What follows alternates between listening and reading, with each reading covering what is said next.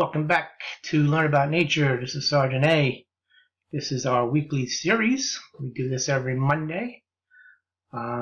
This week we will look over the redwood tree, the world's tallest trees. We usually do animals. We've done the flounder and we've done natural bridge. So I'm going to do the redwood trees this time. Change it up a bit. As usual, we're going to watch the video. I have the sound off because it had some annoying music with it. Wasn't any real narration. Most of the narration is done with wording, text. So we'll read along as we go and enjoy the view. After that, I will read some facts.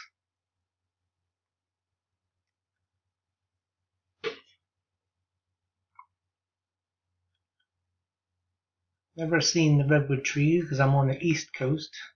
Even though I've been to California, did not get a chance to go into the forest. It's mostly in San Francisco while I was in camp parks.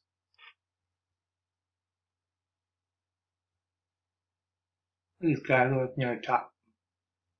Instead of climbing mountains, they climb trees. There you go, shows a comparison. Capital is 288. Coast redwood is 379, even taller than the sequoia. Looks like it's in the sequoia family.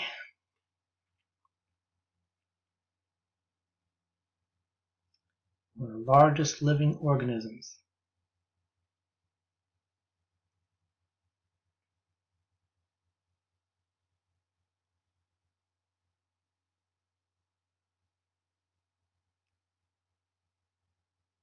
That'd be a sight to see.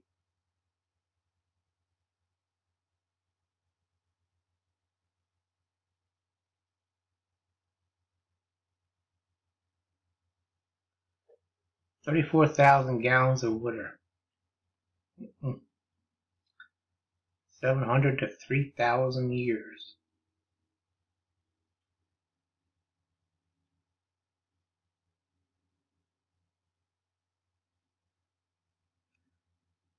They hug the roots of other redwoods to stand strong. They help each other.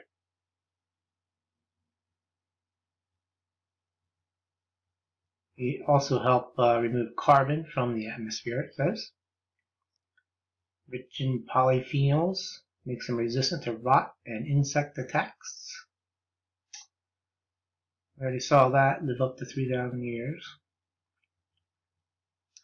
I don't know about this though, 2.7 million pounds. It's pretty heavy.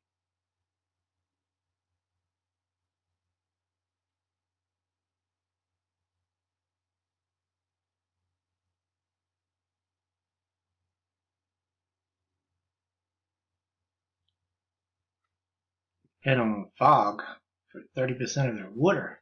A lot of fog there.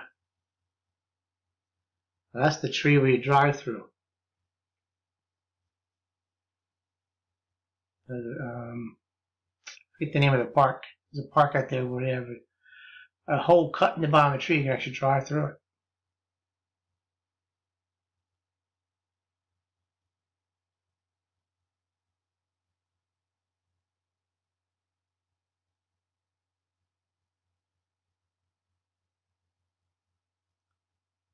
Look like ants.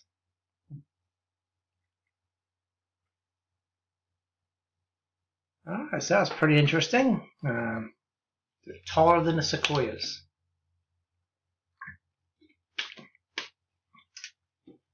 Alright, so let's read this. This is from Hilltromper.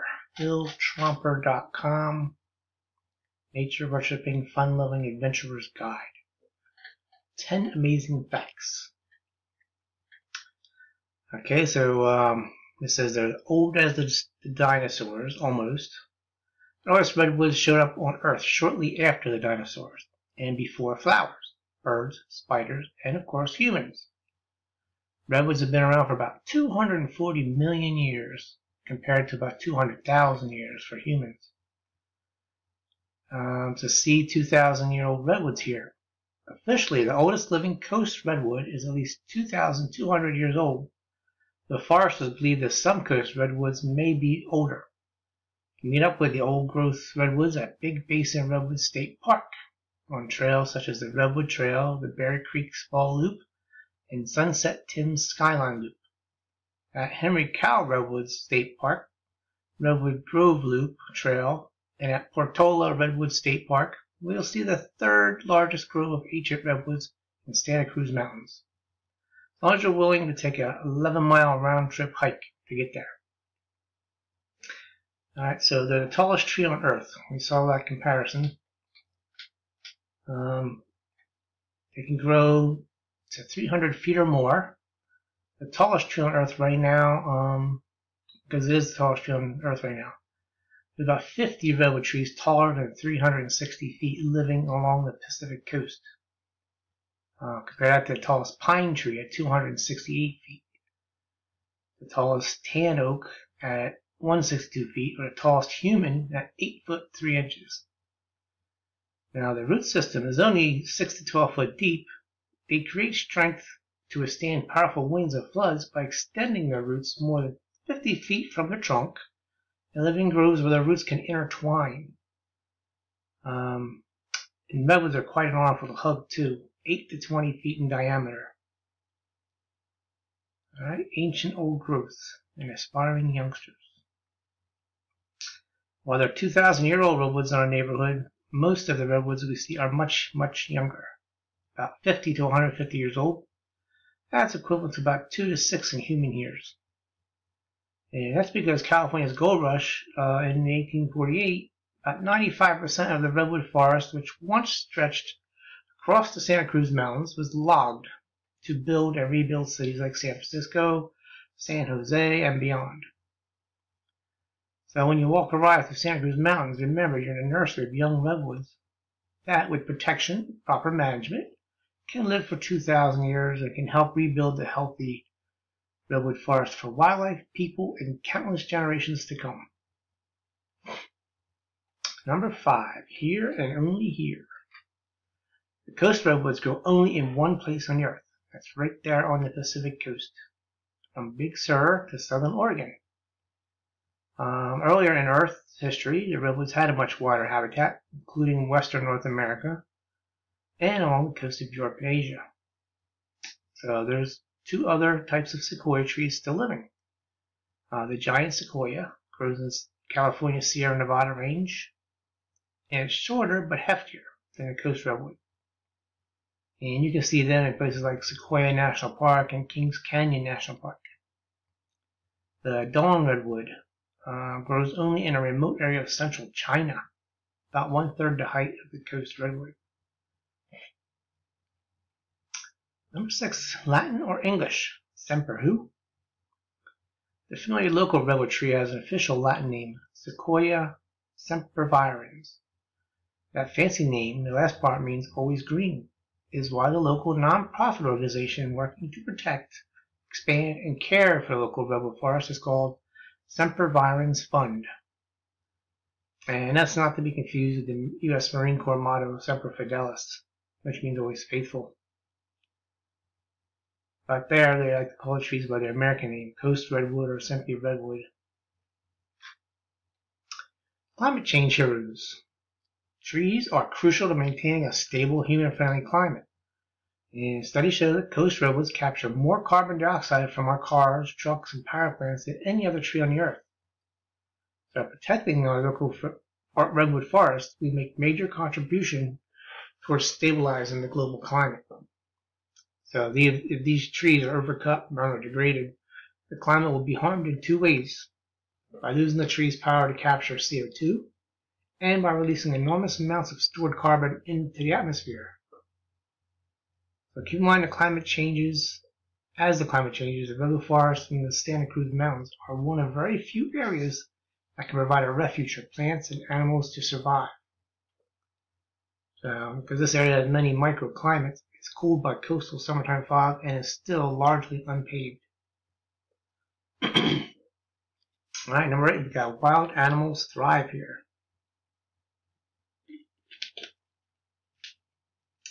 Wild, endangered creatures like the mountain lions, coho salmon, and marbled murrelet depend on local redwood forests. They need large, contiguous areas of diverse habitat to survive, especially as the climate changes and they need to adapt quickly. Mountain lions often travel hundreds of miles in a week. Coho salmon depend on unblocked, free-flowing streams to spawn. The endangered marbled murrelet is a seabird that only nests in the tallest old-growth redwoods and old-growth Douglas fir trees.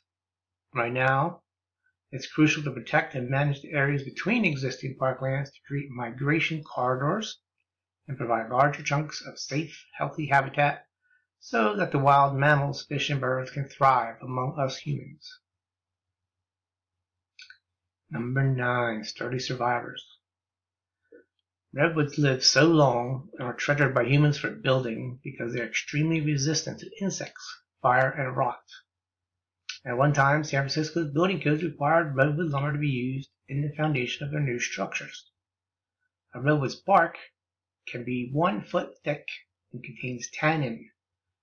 And tannin protects the tree from fire, insects, fungus, and disease. There is no known insect that can destroy a redwood tree. Fire is not a big threat because the trunk is thick. And there is lots of water inside the tree. The bark doesn't have flammable resin like a pine tree does. Let's see what we got here. And the last one, number 10, we can all help the forest recover. Today we have a rare chance to reassemble the once vast and vibrant local redwood forest into a magnificent, self-regenerating ecosystem between Silicon Valley and the Pacific. Once we put the pieces of forest back into a whole, connected landscape, the natural systems can reassert themselves and the forest can recover from the massive logging and fragmentation that took place during the last 150 years. So imagine a gorgeous, thriving redwood forest, connecting them, supporting thick populations of wild animals, plants, and human possibilities. With a little help from us to get started, the forest will take care of itself, and for us, for hundreds and thousands of years to come.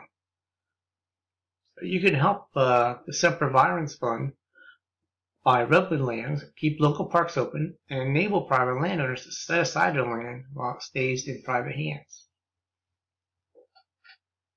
Wasn't really thinking about going into this, but I think it's be a nice shout out to the Sempervirens Fund. The organization played a pivotal role in creating Big Basin Redwood State Park, the Skyline to Sea Trail, and 3 other parks in the region that offer extensive trails, campgrounds, and other facilities as old-growth redwoods, pristine waterfalls, and abundant wildlife. They're working to reassemble the vast forest between Silicon Valley and Pacific Ocean, which we mentioned. There's a link there which you can learn about it. I will put the link to this webpage below the video so you can see where I got the information. If you want to click that link, go there and help them out. The organization is involving new partners and new models to protect the critical lands, increase public access, and keep local parks open for a long time. So yeah, sounds like a worthy cause. You didn't realize a tree could actually help the environment that much. It actually captures the CO2 within itself and stores it, so it makes the air safer for us to breathe. So you cut them down or release that carbon dioxide back into the air. So that's pretty interesting to learn about. The Redwood Tree, one of the oldest, and it is definitely the tallest tree on Earth, at this time at least. Alright, so we learned about the tree, we learned about fish, we learned about some animals in the past. If you liked the video, you want to learn more, give it a thumbs up. Put a comment down here, like I said, let me know if you have anything you want me to go over. I'll find some information on it, find a video on it, and I'll make it one of my weekly subjects. And of course, if you haven't subscribed yet, make sure you do that subscription down there so you know when the next video comes out. Usually on Mondays. So far I've been able to keep on track. But if due to real life situation something comes up, can't do it on Monday, least you'll have a notification on Tuesday, Wednesday, Thursday, whenever. So subscribe, thumbs up. All right?